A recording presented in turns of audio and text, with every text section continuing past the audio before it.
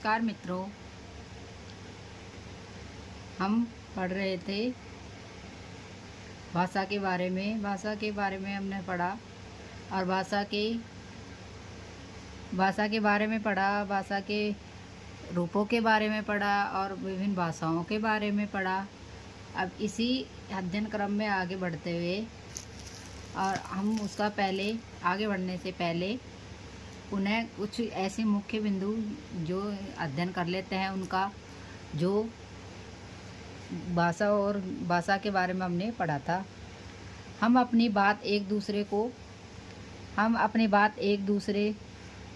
को भाषा के माध्यम से ही कहते हैं। और फिर हमने पढ़ा कि भाषा के दो रूप होते हैं, मौखिक भाषा और लिखित भाषा। मौखिक भाषा को लिखने के लिए हम जिन लिपि चिन्हों का प्रयोग किया जाता है उसे लिपि कहते हैं। भाषा के सीमित क्षेत्र में बोले जाने वाले स्थानीय रूप को बोली या उपभाषा कहा जाता है। हिंदी की 18 से 22 बोलियों 5 वर्गों में विभाजित की गई है। पश्चिमी हिंदी, पूर्वी हिंदी, राजस्थानी, बिहारी, पहाड़ी। भाषा को शुद्ध लिखने बोलने संबंधी जानकारी हमें जिस ग्रंथ में या जिस शास्त्र में मिलती है उसे हम व्याकरण कहते हैं। हिंदी भाषा की लिपि देवनागरी है, ये हमने अब तक पढ़ा था। अब इसी क्रम में आगे बढ़ते हुए हम आज अध्ययन करेंगे वर्ण विचार और अक्षरिक खंड का। भाषा की वह छोटी से छोटी इकाई जिसके टुकड़े नहीं किए जा सकते हो वर्ण कहलाते हैं।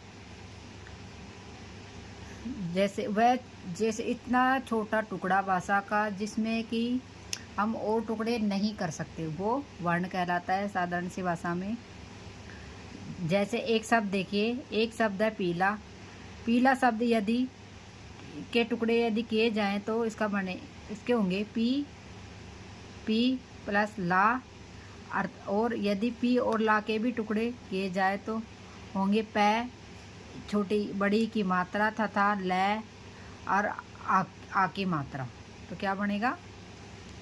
पीला, पीला। अब यदि पै और लय के हम टुकड़े करेंगे तो अब इसके टुकड़े नहीं हो पाएंगे और इसलिए ये पै वर्ण है और इसके टुकड़े नहीं हो सकते। इसमें हलंत लग रही है, इसका मतलब ये है आधा अक्षर है, हलंत रखने के बाद इसमें ए जुड़ जाता है, इसको पै बोलते हैं। ई जुड़ गया तो पी बन गया। लय में आ जुड़ने के बाद लय की हलंत हटती है तो लय बन जाता है। लय जल्दी बोलते हैं लय। आ की ये हलंत हट जाए तो उसको बोलें लय। फिर इसमें आ जोड़ने पर बनेगा ला। ऐसे इस प्रकार बनेगा पीला। ओके,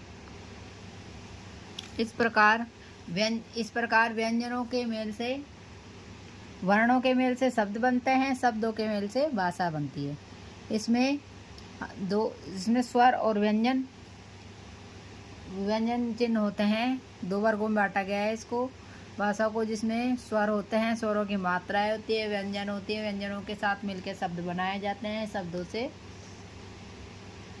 शब्दों से भाषा बनती है। इसी प्रकार अब हम पहले स्वर का अध्ययन करेंगे। स्वर देखो, हिंदी भाषा में 11 स्वर होते हैं। ए, आ, ई, ऊ, री, ए, आई, ओ, औ। और इनकी मात्राएं भी होती है। और ऐसा स्वर है ए जिसकी कोई मात्रा नहीं होती है और सभी की मात्राएं होती है। जैसे कि आ की मात्रा, छोटी की मात्रा, बड़ी की मात्रा, छोटा की मात्रा, बड़ा की मात्रा, रे की मात्रा, ए की मात्रा, ओ की मात्रा, आई की मात्रा। और जो हम लिखते हैं अंग और है, इसको हम स्वरों की गिनती में नहीं लेते हैं। अंग इसको हम अनुसार कहते हैं, इसकी मात्रा को अनुसार कहते हैं। ये शब्दों में लगती है ये, इसमें न की ध्वनि निकलती है। जैसे अंश, कंस, वंश, हंस, वंशिका, अंशिका, कंगना, मंजू, संजना, मंजन आदि। जैसे वंशिका और बद्री। वंशिका की बिंदी को अगर बद्री पर लगाते हैं, वंशिका की बिंदी अगर हम बद्री पर लगाते हैं तो इसका अर्थ का अनर्थ हो जाता है। वंशिका का तो वंशिका हो जाएगा और बद्री का बंदरी हो जाएगा। इस प्रकार ये अनुस्वार भी अपने सही जगह पर लगती है, जब भी शब्द का सही अर्थ दे पाती है, नहीं तो अनर्थ हो जाता है। इस प्रकार हम कह सकते हैं कि हिंदी में बिंदी का बहुत महत्व होता है। स्वरों के बाद हम अगले क्रम में बढ़ते हुए हम व्यंजन का अध्ययन करेंगे। व्यंजन देखिए, जो वर्ण अक्सर स्वरों की सहायता से बोले जाते हैं उन्हें व्यंजन कहते हैं। स्वर स्वतंत्र रूप से बोले जाते हैं, लेकिन व्यंजन स्वतंत्र रूप से नहीं बोले जाते हैं। इनमें किसी न किसी स्वर की सहायता ली जाती है, जैसे क, ख, ग, घ, ण, च, छ, ज, झ, ण, ट, ठ, ड, ढ, ण, त, थ, द, ध, न, प, फ, ब, भ, म, य, र, ल, व, स, ह। ये हुए हमारे व्यंजन। हिंदी में 11 स्वर और 33 व्यंजन होते हैं। है तक ही ये व्यंजनों की गिनती में आते हैं। जो आगे का अक्षर जो हम लिखते हैं छ, त्र, ग, वह व्यंजन में नहीं आते, वह संयुक्त अक्षर होते हैं, जो दो वर्णों से मिलकर बने हुए होते हैं। जैसे क है, क आधा क हलंत के बाद ये क बोला जाता है, क। फिर उसको अगर ये हलंत हटा देते हैं तो उसको क बोलेंगे, उसमें ए की ध्वनि निकलती है साथ में। और ये हो गया व्यंजन। और संयुक्त वर्ण देखिए, छ, त्र, ग और श, ये चारों संयुक्त वर्ण होते हैं। छ, इनमें कई वर्ण मिलके ही ये बना है, जैसे आधा क आधा श और ए, इसको बना छ, क्षत्रिय वाला छ जिसे हम बोलते हैं त्र, त, र, मतलब त से त्रिशूल की मात्रा में दो शब्दों की वर्णों की ध्वनि निकलती है, त और र। त और र को मिला के त्र बना है। ग में ज न, ग ज्ञानी जिसको बोलते हैं हम, ज और न को मिलाकर बना है। श्र, सलगम वाला स और र मिलके श्रय बना है। और जो ये हम हलंत के लिए जिस चिन्ह का प्रयोग करते हैं उसे हलंत चिन्ह कहते हैं, जिसमें आधा अक्षर माना जाता है ये चिन्ह को लगाने के बाद, यह हल चिन्ह है। इसमें जैसे प्रहलाद, पट्टा, अपहरण, ऐसे कई शब्द इससे बनते हैं।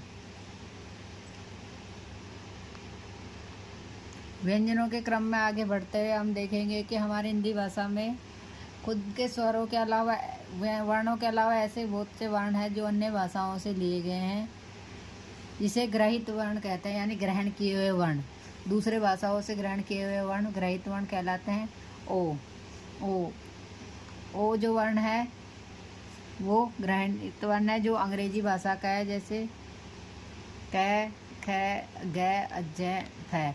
आइए, जो इनके नीचे बिंदियाँ लगी हुई है वो अंग्रेजी भाषा के से ग्रहणित ध्वनि ओ है, जैसे डॉक्टर, कॉटन, कॉलेज आदि ऐसे शब्द है जो ओ से बने हैं, जो अंग्रेजी भाषा का है। और फारसी से ग्रहणित ध्वनियाँ देखिए, फारसी भाषा से भी बहुत से शब्द है, जैसे गरीब, गजल, फन, कौम, सजा, खानदान, गम, चश्मा, खुदा, नमाज, पीर, आसमान, ज़मीन, जलेबी आदि ये फारसी भाषा के शब्द हैं। और आगे करते हुए देखिए अरबी भाषा के किला, मकबरा, महल, तस्वीर, फिक्र, वारिस, मुहावरा, दर्द, मौलवी, तबीयत आदि ये सब अरबी भाषा के शब्द हैं। ऐसे ही विभिन्न भाषाओं से शब्द लिए गए हैं और वो हमारी हिंदी में इस तरह से मिक्स हो गए हैं कि हमको लगता ही नहीं है कि ये शब्द किसी अन्य भाषा